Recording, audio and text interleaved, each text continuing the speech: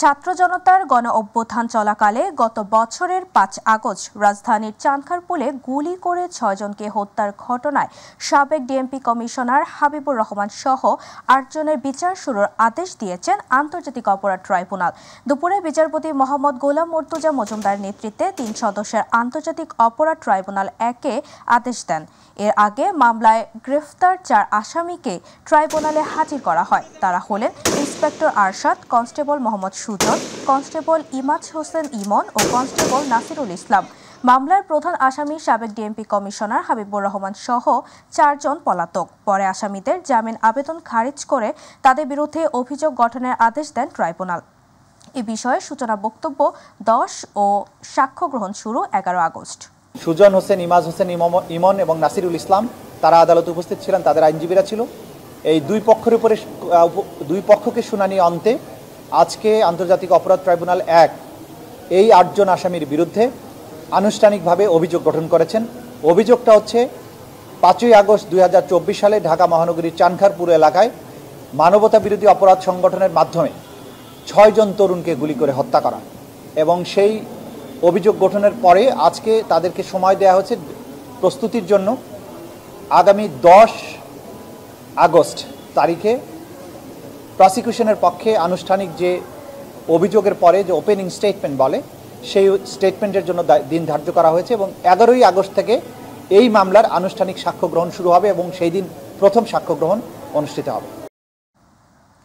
সোহাগ হত্যাকাণ্ডকে কেন্দ্র করে রাজনৈতিক স্বার্থসিদ্ধ করার জন্য আগামী নির্বাচনকে বিলম্বিত করার ষড়যন্ত্র হচ্ছে কিনা এ নিয়ে সংশয় রয়েছে বলে মন্তব্য করেছেন মির্জা ফখরুল ইসলাম আলমগীর।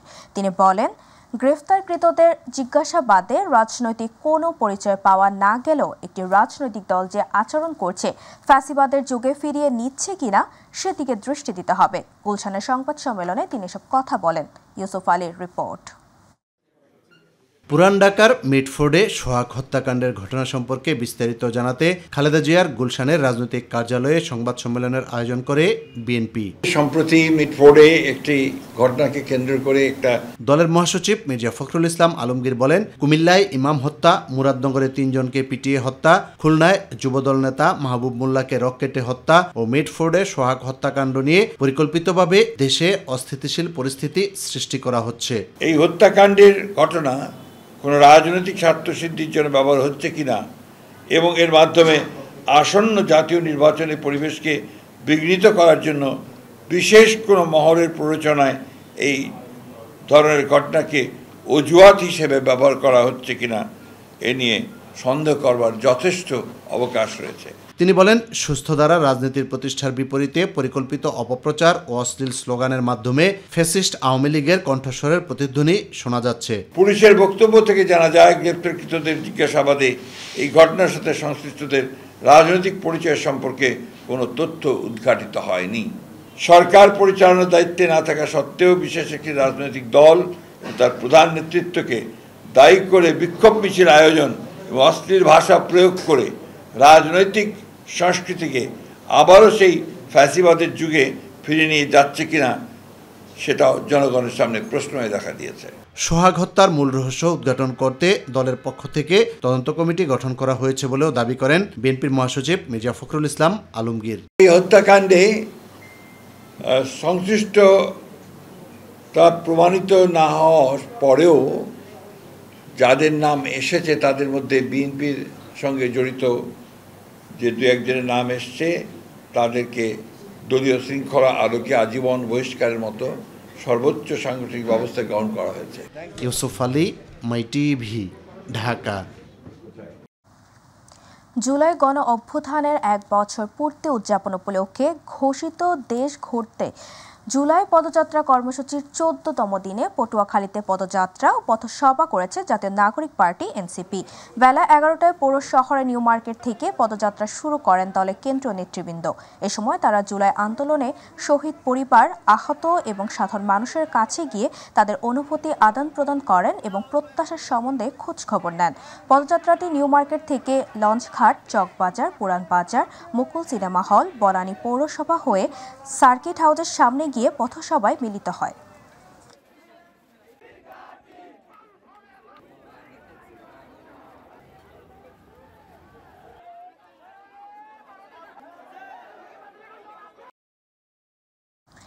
সাংবিধানিকভাবে সমতার মর্যাদায় নারীকে অধিষ্ঠিত করা দরকার বলে মন্তব্য করেছেন জাতীয় ঐকমত্য কমিশনের সহসভাপতি অধ্যাপক আলী রিয়াজ। সকালে রাজধানীর ফরেন সার্ভিস একাডেমিতে রাজনৈতিক দলের সঙ্গে দ্বিতীয় ধাপের সংলাপের ১৩তম দিনের সূচনা বক্তব্যে এসব কথা বলেন তিনি। আলী রিয়াজ বলেন, ১৪ জুলাই সংস্কৃতি মন্ত্রণালয়ের পক্ষ থেকে জুলাই নারী দিবস হিসেবে ঘোষণা করা হয়েছে। তাদের এই অবদান ইতিহাসে স্বর্ণাক্ষরে লেখা থাকবে। সবার মনে রাখা দরকার দিনটি, কারণ সবার প্রতিরোধের মুখে ফ্যাসিবাদ শাসনকে ক্রমাগত ক্ষমতা ছাড়তে হয়েছে। তাদের প্রচেষ্টার কারণে আজকের দেশে পরিবর্তন এসেছে। আজকে ১৪ জুলাই সংস্কৃতি মন্ত্রণালয়ের পক্ষ থেকে জুলাই নারী দিবস বলে দিনটিকে চিহ্নিত করা হয়েছে। তাদের এই অবদান আমাদের ইতিহাসের পাতায় স্বর্ণাক্ষরে লেখা থাকবে এবং তাদের গৌরবোজ্জ্বল ভূমিকার কারণে আন্দোলন যেভাবে বেগবান হয়েছিল সে কথা স্মরণ করে তাদের যে ভূমিকা, সেই ভূমিকাকে যেন আমরা প্রাতিষ্ঠানিক রূপ দিতে পারি বাংলাদেশের রাষ্ট্র পুনর্গঠনের ক্ষেত্রে। সেজন্যই আমরা মনে করি যে প্রাতিষ্ঠানিকভাবে সাংবিধানিকভাবে সমতার মর্যাদায় নারীকে অধিষ্ঠিত করবার জন্য আমাদের ব্যবস্থা গ্রহণ করা দরকার। তার এই প্রেক্ষাপটে আমরা আজকে সংসদে নারীদের প্রতিনিধিত্ব বিষয়ে আলোচনা করব। বান্দরবানে বিদ্যুৎস্পৃষ্ট হয়ে ৩ নারী নিহত হয়েছেন। ভোরে সোয়ালোক ইউনিয়নের ৭ নং ওয়ার্ডের দেওয়াই হেডম্যান পাড়ায় এই ঘটনা ঘটে। আর এই ঘটনায় আহত রয়েছেন আরও কয়েকজন। স্থানীয়রা জানায়, রাত ২টার দিকে হঠাৎ করে একটি বৈদ্যুতিক ট্রান্সফরমারে আগুন ধরে যায়। অল্প সময়ের মধ্যেই সেই আগুন ছড়িয়ে পড়ে আশপাশের বাড়িগুলোতে। আগুনের তীব্রতার বেশ কয়েকটি বাড়ির বৈদ্যুতিক মিটার বিস্ফোরিত হয় এবং শর্ট সার্কিটের মাধ্যমে আগুন লেগে পুরো বাড়িগুলো জ্বলতে থাকে। এ সময় বিভিন্ন ঘরে থাকা বিদ্যুৎ সংযোগের স্ফুলিঙ্গ দেখা দেয়। তখন ঘরের বাতি ফ্যানের সুইচ বন্ধ করতে গিয়ে ৩ জন বিদ্যুৎস্পৃষ্ট হন। বিদ্যুৎ বিতরণ বিভাগের একটি তদন্ত টিম ঘটনাস্থলে পরিদর্শন করেছে। ময়মনসিংহের ভালুকার উপজেলার একটি বাড়ি থেকে মা ও ২ সন্তানের গলা কাটা মরদেহ উদ্ধার করেছে পুলিশ। সকালে পৌরসভার ৭ নম্বর ওয়ার্ডের একটি বাড়ি থেকে ওই মর্মান্তিক হত্যাকাণ্ডের ঘটনা সামনে আসে। নিহতরা হলেন রফিক উদ্দিনের স্ত্রী ময়না বেগম, কন্যা রাইসা ও পুত্র নীরব। পুলিশ জানায়, ভালুকার পৌরসভার ৭ নং ওয়ার্ডের বাসিন্দা রফিক উদ্দিনের স্ত্রী তার ২ শিশু সন্তান নিয়ে বসবাস করতেন। সোমবার সকালে স্থানীয়দের মাধ্যমে খবর পেয়ে ঘর থেকে রফিক উদ্দিনের স্ত্রী ময়না বেগম, তার ২ সন্তান রাইসা ও নীরবের মরদেহ উদ্ধার করা হয়। প্রাথমিকভাবে কিভাবে হত্যাকাণ্ড সংঘটিত হয়েছে তা নিশ্চিত হওয়া যায়নি। বিস্তারিত তদন্তের পর জানানো হবে।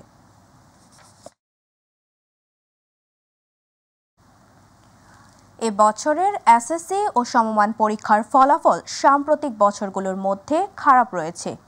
কমেছে গড় পাশের হার ও জিপিএ-5 দুইটাই।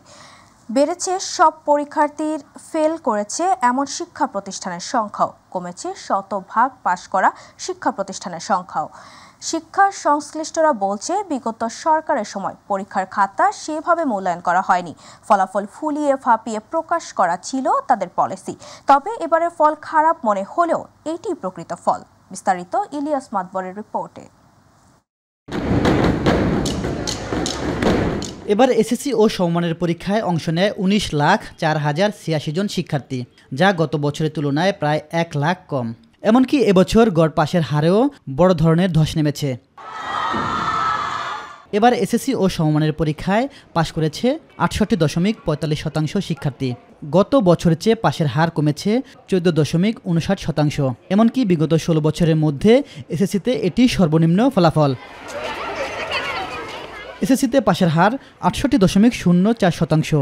জিপিএ-5 পেয়েছে ১,২৫,০১৮ জন শিক্ষার্থী। দাখিলে পাশের হার ৬৮.০৯%। মোট জিপিএ পেয়েছে ৯,০৬৬ জন।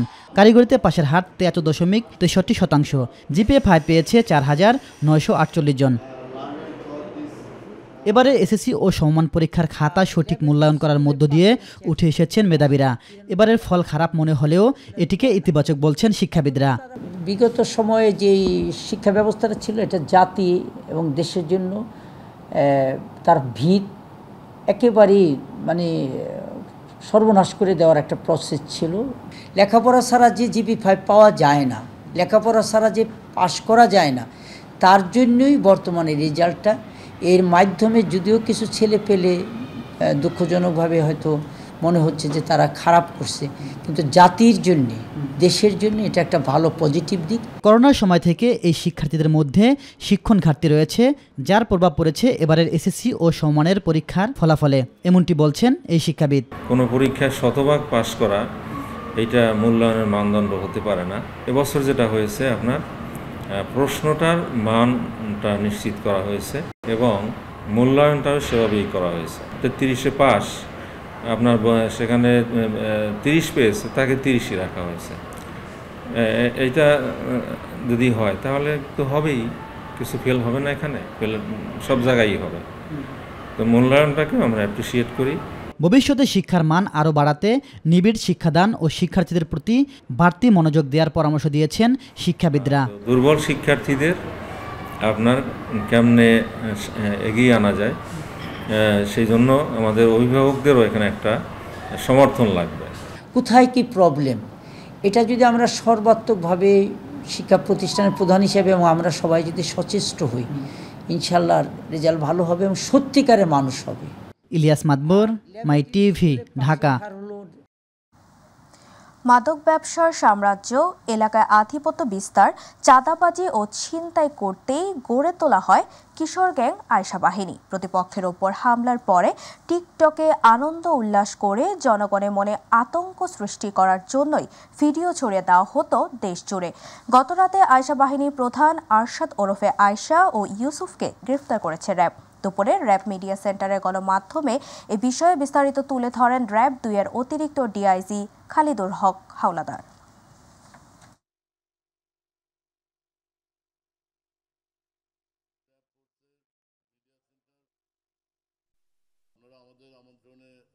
মোহাম্মদপুর আদবর হাউজিং এরিয়ায় 20টির মতো কিশোর গ্যাংকে আমরা নিবৃত্ত করেছি, ডিসম্যান্টেড করেছি।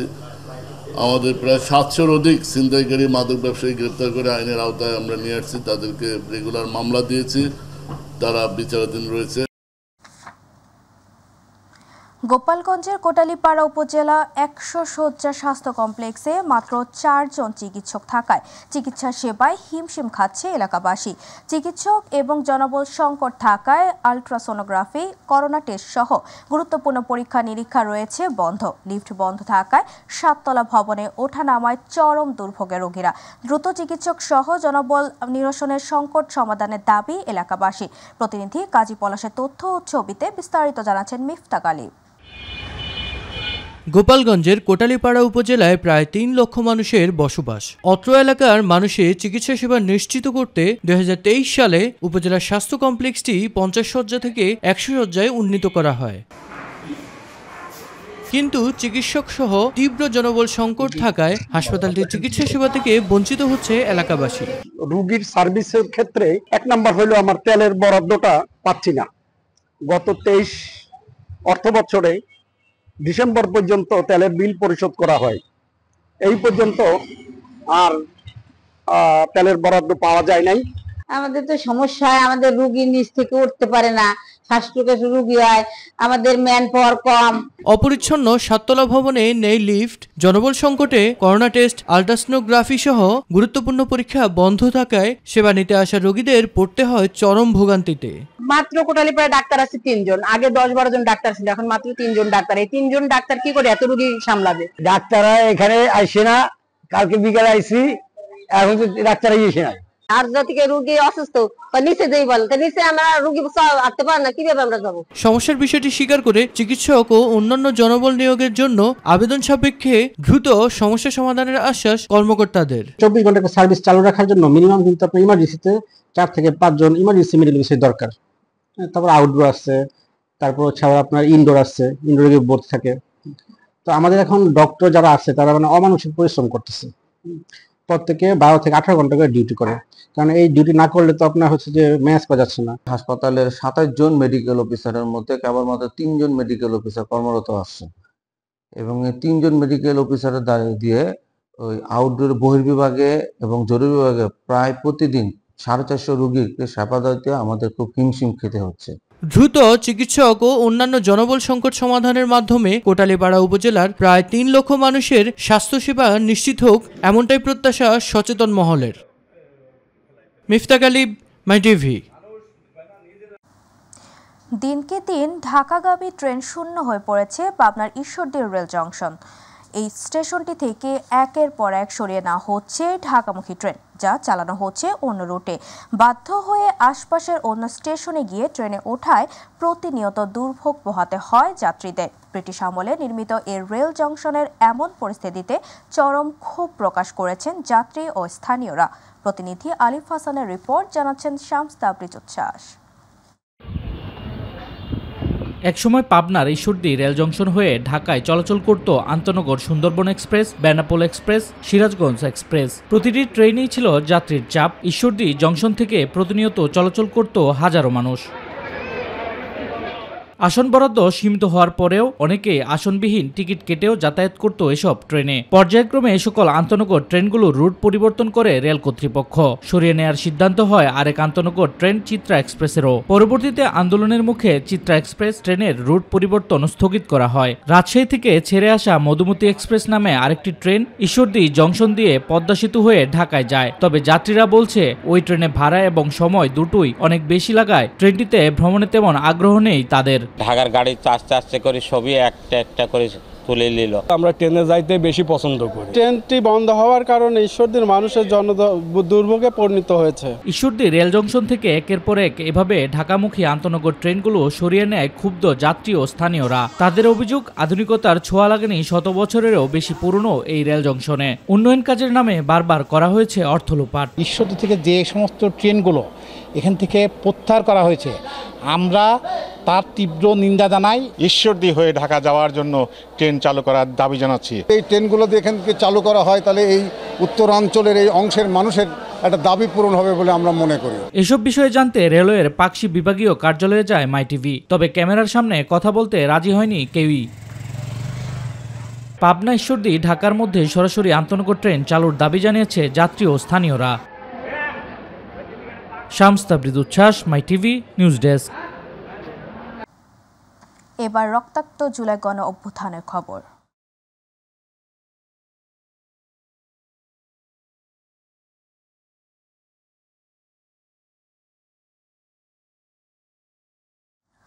মুক্তিযোদ্ধাদের নাতিপতিরা চাকরি না পেলে কি রাজাকারের নাতিপতিরা চাকরি পাবে? শেখ হাসিনার এই এক কথায় আওয়ামী লীগ সরকারের পতনের কফিনে যেন শেষ প্যারেক ঠুকে দেয়। শিক্ষার্থীদের কটাক্ষ করে দেওয়া সেই বক্তব্যের প্রতিবাদে মধ্যরাতে বিক্ষোভে ফেটে পড়েন শিক্ষার্থীরা। রচিত হয় সেই ঐতিহাসিক স্লোগান, তুমি কে আমি কে, রাজাকার রাজাকার, কে বলেছে স্বৈরাচার স্বৈরাচার। আরো জানাচ্ছেন আতিকুর রহমান তিতাস। গত বছরের 14 জুলাই গণভবনে আয়োজিত সংবাদ সম্মেলনে শিক্ষার্থীদের কটাক্ষ করে তৎকালীন প্রধানমন্ত্রী শেখ হাসিনা বলেন, মুক্তিযোদ্ধাদের নাতিপুতিরা না পেলে কি রাজাকারের নাতিপুতিরা চাকরি পাবে? নাতিপুতিরা সবকিছু পাবে, মুক্তিযোদ্ধারা পাবে। আর এই এক বাক্যে ফুঁসে ওঠে বাংলাদেশ। স্বাধীন বাংলায় নিজেদের ন্যায্য অধিকার চাইতে গেলেই স্বাধীনতা বিরোধী তকমা পাওয়া এ জাতির জন্য নতুন কিছু না হলেও 24-এর লড়াইয়ে রাজাকার উপাধিকে মেনে নেননি তারা। তাৎক্ষণিকভাবে তৎকালীন সরকার প্রধানের এমন বক্তব্য প্রত্যাহারের দাবি জানান শিক্ষার্থীরা। প্রতিবাদ জানাতে রাত 10টা থেকেই ঢাকা বিশ্ববিদ্যালয়ে টিএসসিতে জড়ো হতে থাকেন শিক্ষার্থীরা। এক পর্যায়ে মধ্যরাতে ঢাবির হল থেকে মিছিল নিয়ে রাজপথে নামেন হাজার হাজার শিক্ষার্থী। এ সময় হলের গেটে বাধা দেয় ছাত্রলীগ, কিন্তু তা রুখতে পারেনি শিক্ষার্থীদের স্রোত। হলের গেট ভেঙে কেউ বা তালা ভেঙে বেরিয়ে আসেন দলে দলে। হলের তালা ভেঙে সেই মিছিলে যোগ দেন ঢাবির সবগুলো হলের মেয়েরা। এর আগে বেলা 12টায় ঢাকা বিশ্ববিদ্যালয়ের কেন্দ্রীয় গ্রন্থাগার থেকে বিক্ষোভ মিছিল নিয়ে পদযাত্রা শুরু করে শিক্ষার্থীরা। এ সময় শাহবাগ, মৎস্য ভবন হয়ে হাইকোর্ট এবং 0 পয়েন্ট পর্যন্ত ছড়িয়ে যায় শিক্ষার্থীদের অবস্থান। বেলা 1:30টায় 0 পয়েন্টে যান চলাচল বন্ধ হয়ে যায়। বারবার বাঁধার মুখে পড়লেও শিক্ষার্থীদের গণপদযাত্রা এগোতে থাকে বঙ্গভবনের দিকে। এক পর্যায়ে পুলিশের ব্যারিকেড ভেঙে এগিয়ে যান তারা। এরপর সব গ্রেডে কোটার যৌক্তিক সংস্কারের দাবিতে রাষ্ট্রপতি বরাবর স্মারকলিপি দেন শিক্ষার্থীদের 12 সদস্যের প্রতিনিধি দল। দাবি মানতে দেয়া হয় 24 ঘন্টার আলটিমেটাম। একই দাবিতে 17 জেলায় পদযাত্রা ও বিক্ষোভ করে শিক্ষার্থীরা। কোটা পুনর্বহালের নির্দেশ দিয়ে হাইকোর্টের পূর্ণাঙ্গ রায়ও প্রকাশ হয় 14 জুলাই। আতিকুর রহমান তিতাস, মাই টিভি।